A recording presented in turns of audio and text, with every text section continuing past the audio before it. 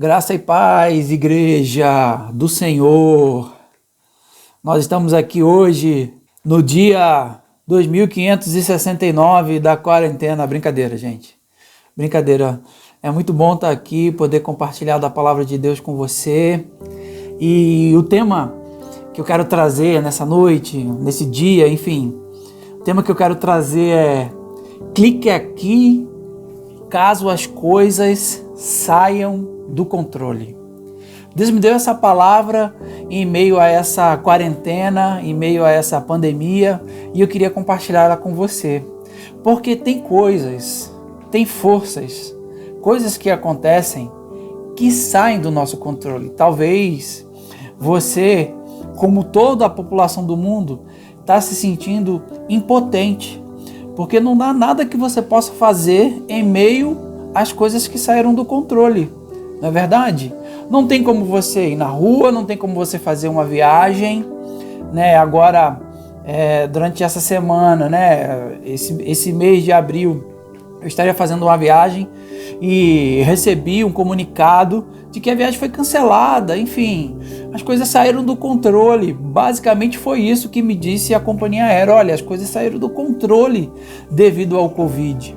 E aí isso me deu um alerta que muitas coisas fogem ao controle. E o que a Bíblia fala sobre isso? O que a palavra de Deus fala sobre as coisas que mudam, que fogem, né? Por diversos fatores, forças incontroláveis, coisas que a gente não consegue controlar.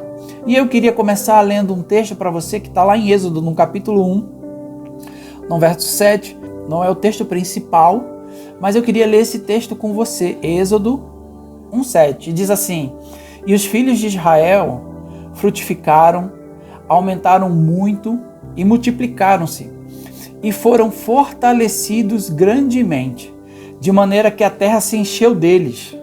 E no verso 8 diz: e levantou-se um novo rei sobre o Egito, que não conhecera a José. Esse texto do Êxodo fala sobre aquele momento em que o povo de Deus ele cresceu tanto, que eles começaram a se multiplicar, e o novo faraó que havia surgido não conhecia o Deus daquele povo, não conhecia o que Deus já tinha feito na vida daquele povo, o que Deus já tinha feito no Egito. E aí o que acontece?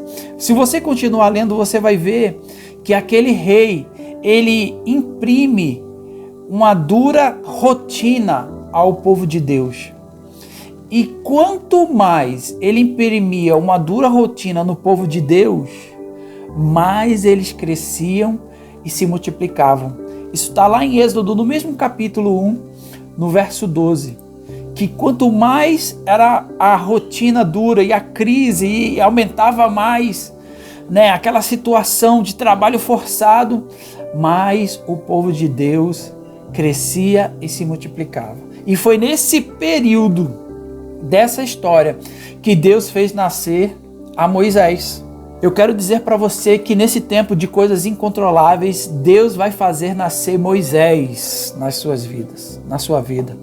Deus vai fazer Moisés, Deus vai fazer nascer salvação, Deus vai fazer nascer libertação, Deus vai fazer nascer milagre sobre a sua vida nesse tempo. Receba essa palavra aí em nome de Jesus. Deus vai fazer nascer. Pode ser a crise mais profunda. Deus vai fazer nascer coisas maravilhosas nesse tempo. Amém? Mas o texto que eu quero compartilhar com você está em Mateus, no capítulo 13. Eu vou abrir aqui, você vai abrir aí.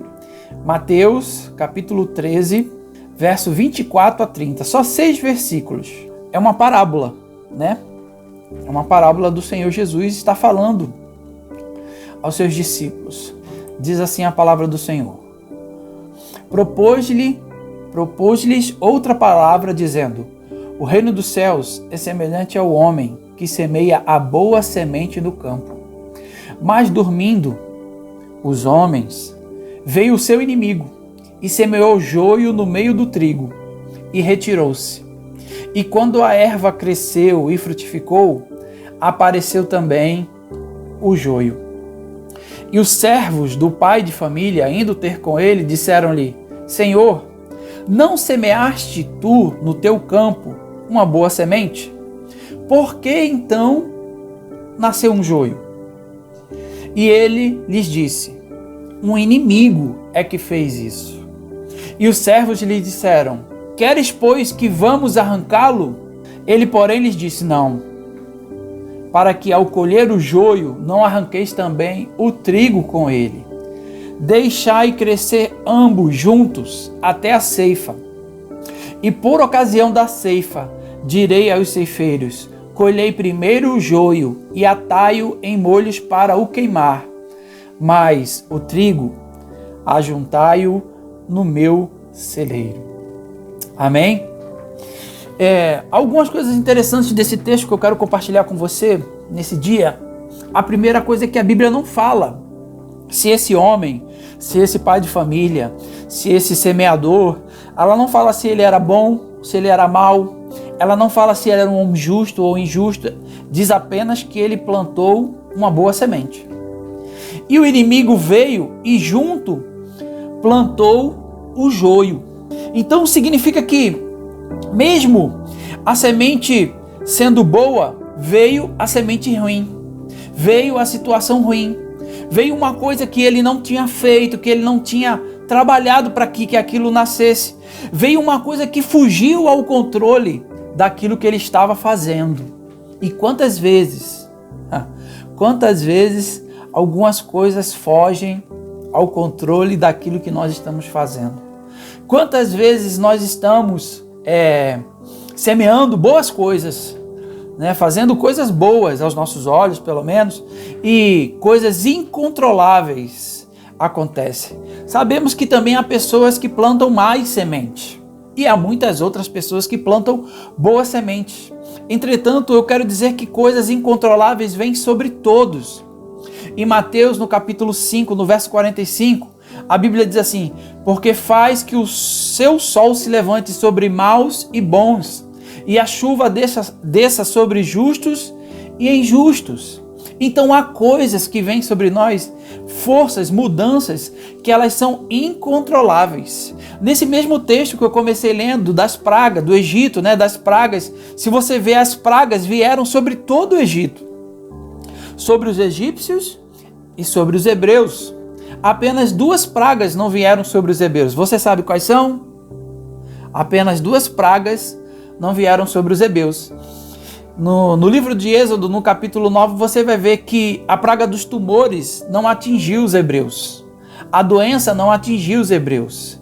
E a praga que está lá em Êxodo 11, que é a praga da morte dos primogênitos, essa também não atingiu os hebreus.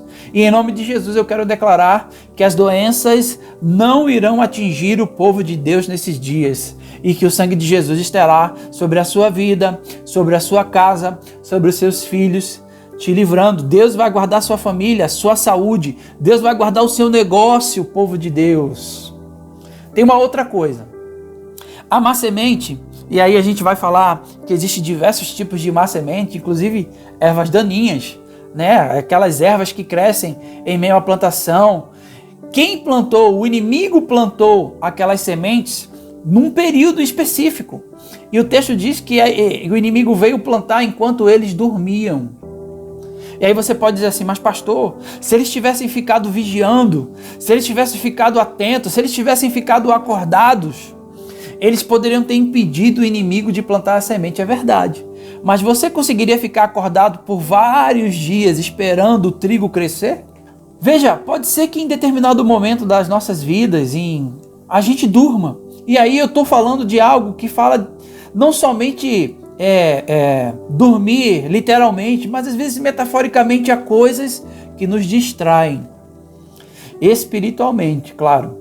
As coisas que nos desconexam, as coisas que fazem com que a gente durma, há coisas que fazem a gente pensar um pouco mais nas coisas da terra e esquecer das coisas espirituais. Os próprios discípulos iam com Jesus para dormir, para orar, e eles dormiam no meio da oração com Jesus. Depois de ter visto Jesus fazer diversos milagres, eles iam orar e eles dormiam. Mas não se preocupe se você está passando por esse período e talvez até esteja dormindo.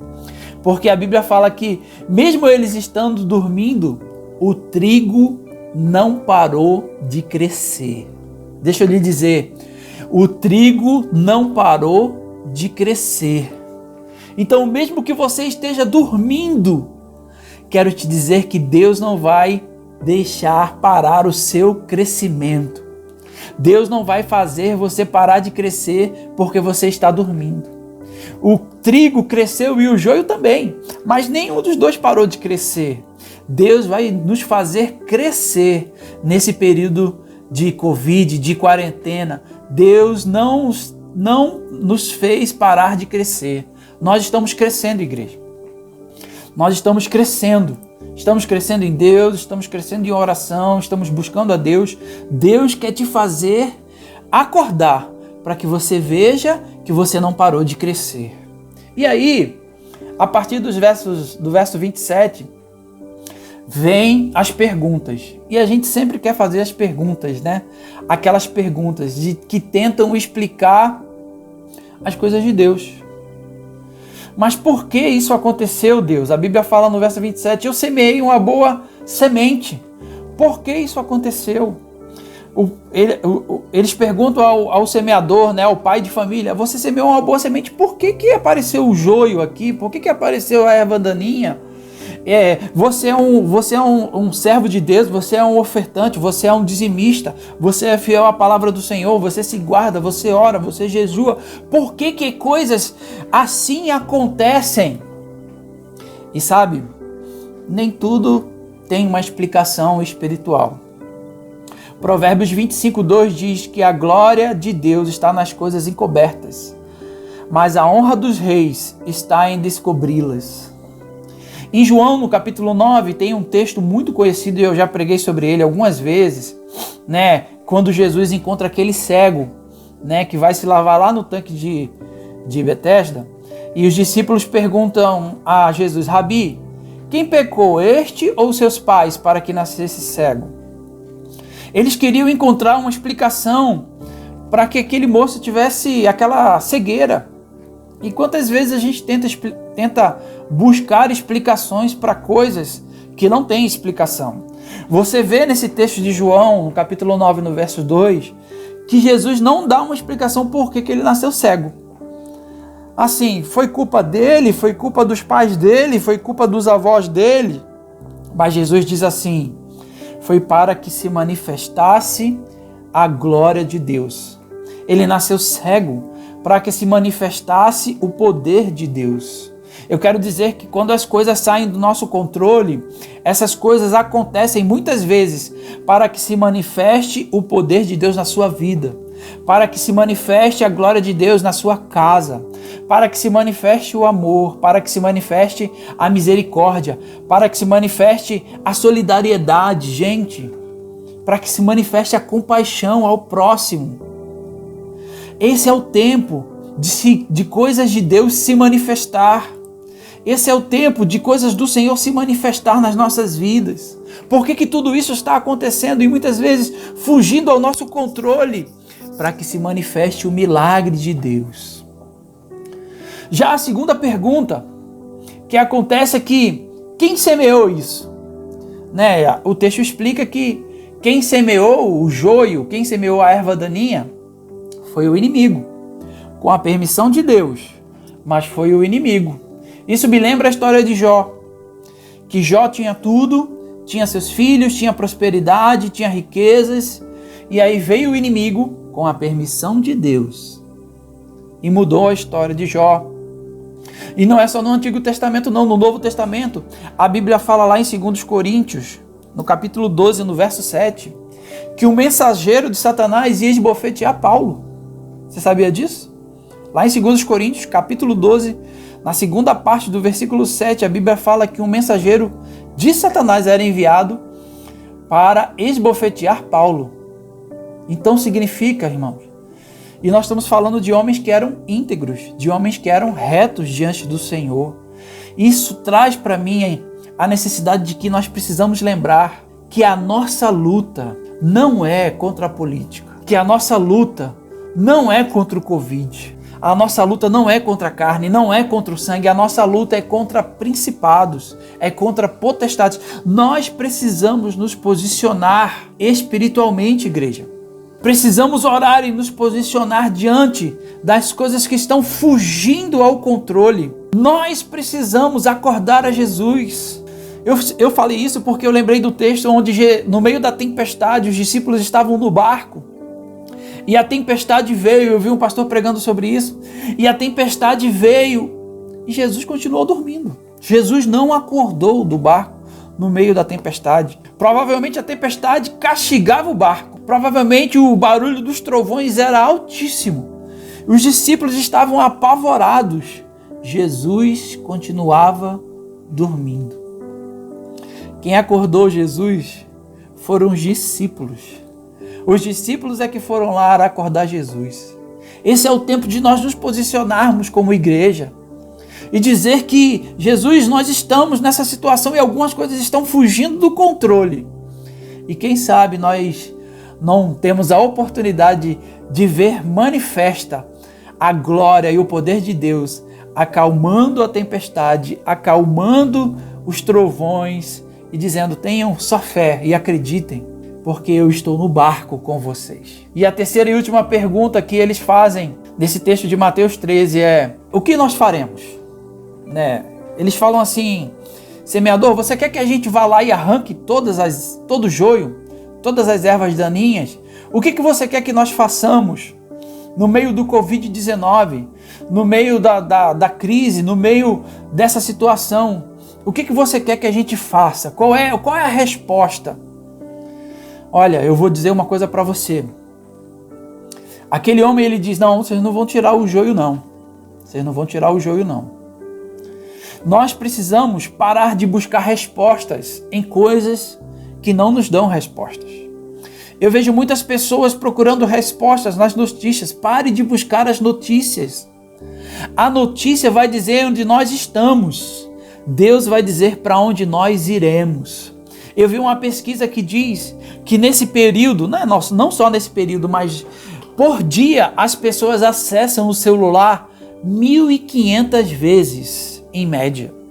Significa que em média você pega o seu aparelho de celular por dia, 1.500 vezes, para acessar notícias, para acessar o seu WhatsApp, para acessar o seu Instagram, para acessar o seu Facebook.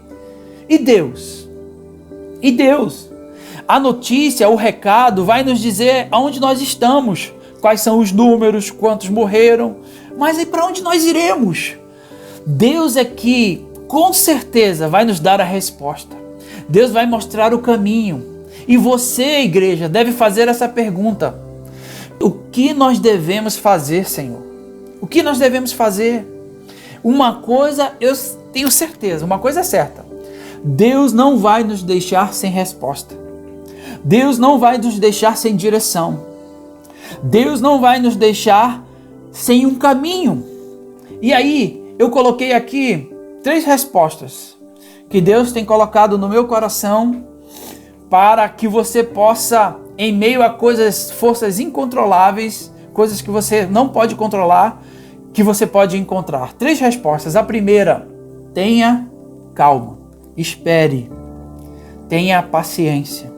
2 Coríntios capítulo 4, verso 8 e 9, diz assim: em tudo somos atribulados, mas não angustiados, perplexos, mas não desanimados, perseguidos, mas não desamparados, abatidos, mas não destruídos. Tenha calma, povo de Deus. Espere, tenha paciência. Não há necessidade de desespero. Segunda resposta: não se precipite. E aí Deus me levou a um texto de Juízes, no capítulo 11, onde Jefté fez um voto. Juízes 11, 30 e 31 diz: e Jefté fez um voto ao Senhor e disse: se totalmente deres os filhos de Amon na minha mão, aquilo que saindo da minha porta me vier ao encontro, voltando eu dos filhos de Amon em paz, isso será do Senhor, e o oferecerei em holocausto. E nessa história de Juízes 11, era uma guerra Era uma batalha contra os filhos de Amon e Jefté fez um voto precipitado. E você vai ver que a primeira coisa que vai ao caminho dele era a sua filha. Em tempos de crise, não se deve tomar decisões. Em tempo de crise, aguarde, espere. E terceiro e última resposta. Vai chegar um dia, e isso é o final do texto de Mateus 13, nos versos 29 e 30, que Deus vai vir e vai tirar todo o joio. Haverá um dia em que o Senhor virá e retirará todas as ervas daninhas da sua casa, da sua vida, da sua família, na sua saúde, no tempo certo, no tempo de Deus. Deus vai tirar toda a dor, toda a vergonha, Deus vai tirar toda a enfermidade. Em Eclesiastes, no capítulo 3, do verso 11, diz assim: tudo fez formoso em seu tempo. Também pôs o mundo no coração do homem, sem que este possa descobrir a obra que Deus fez desde o princípio até o fim. Há uma outra versão que diz assim: no tempo de Deus, tudo é lindo e é formoso. Então vai chegar o tempo de Deus, onde Deus vai tirar a vergonha. Eclesiastes 7 também diz, verso 8, melhor é o fim das coisas do que o princípio delas. Nós vamos sair dessa situação mais forte do que entramos. Nós vamos sair mais poderosos do que entramos. Em nome de Jesus, você precisa crer que esse é um tempo de buscarmos a Deus como nenhum outro. Esse é um tempo de você se dedicar à palavra, de buscar respostas em Deus para um tempo onde as coisas saíram do controle. Mas Deus não perdeu o controle de nada. Deus ainda tem o controle da sua vida. E sabe, eu quero terminar esse momento dizendo que mais à frente nesse texto, Jesus explica essa parábola.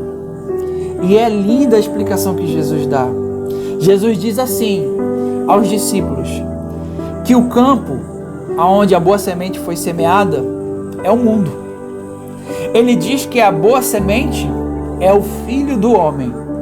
E ele está se referindo a si próprio. E sabe, tem uma coisa que eu quero explicar para você que talvez você não saiba. Há algumas coisas que muito sutilmente diferem o trigo do joio. E eu quero falar disso com você. A primeira coisa é que se você vê a semente do trigo e a semente do joio, e quando eles começam a nascer, você vai ver que eles são iguais. Eles são idênticos. Então, quando você vê o trigo crescendo junto com o joio, você vê que eles são muito, assim, impressionante como eles são parecidos. O trigo, no início, é muito parecido com o joio. E aí, quando eles vão crescendo, quando eles vão amadurecendo, começam a aparecer as diferenças. A primeira coisa que é diferente é que o joio, ele tem dentro dele a possibilidade de ter alguns fungos. E aí, quando você come o joio ao invés do trigo, você adoece. Talvez a gente esteja se alimentando de coisas que estão adoecendo, achando que são trigo, que é trigo, mas a gente está se alimentando de joio. Cuidado para não confundir o joio com o trigo e adoecer na sua alma. Cuidado para não estar se alimentando de más notícias. Cuidado para não estar se alimentando de coisas que parece que alimentam, mas não alimentam a nossa vida. A palavra de Deus alimenta a nossa vida. Se alimente de coisas que te façam crescer. Se alimente de coisas que te façam olhar para Cristo. Se alimente de coisas que te dão esperança de que nós vamos passar por essa situação incontrolável e que está debaixo da mão poderosa do Senhor. E a terceira coisa, e essa é fundamental para diferenciar o joio do trigo, é que, eu não sei se você já viu uma plantação de trigo, você vê na plantação de trigo aquela haste, fina que faz o trigo crescer. E lá em cima tem a espiga do trigo, sim, não é do milho, mas é do trigo, que tem aquelas pontas assim, que saem. O joio é igual, só que tem uma diferença. Quando ela está no tempo da colheita, quando ela está no tempo certo, de maturidade, o trigo, ele inclina a sua espiga. E o joio não consegue fazer isso. A espiga do trigo, ela se dobra no tempo de maturidade, enquanto que a espiga do joio permanece firme, endurecida, mesmo com a maturidade. Esse é o tempo de nós sermos trigo. 1 Pedro, capítulo 5, verso 6. Humilhai-vos, pois, debaixo da potente mão de Deus, para que a seu tempo ele vos exalte. Esse é o tempo da igreja se dobrar. Esse é o tempo de você não endurecer o seu coração. Se dobre, igreja. Jesus é a esperança. Ele é a luz em meio a espinhos. Ele é a luz que nasce dos espinhos. Olha que coisa linda. Jesus, ele é a nossa esperança. Em meio a situações incontroláveis, se dobre. Se dobre diante do Senhor. Humilhai-vos diante da poderosa mão do Senhor, e a seu tempo ele vos exaltará. Busque respostas no Senhor para esse tempo. Tenha um coração dobrado ao Senhor. Tenha calma, espere, tenha perseverança. Não tome nenhuma decisão precipitada. Não faça nada do que você vai se arrepender quando esse período acabar. Nós vamos sair daqui crescidos, amadurecidos, e um coração quebrantado, dobrável ao Senhor, será a resposta de Deus para esse novo tempo. Deus abençoe você, Deus abençoe a sua casa, abençoe a sua família.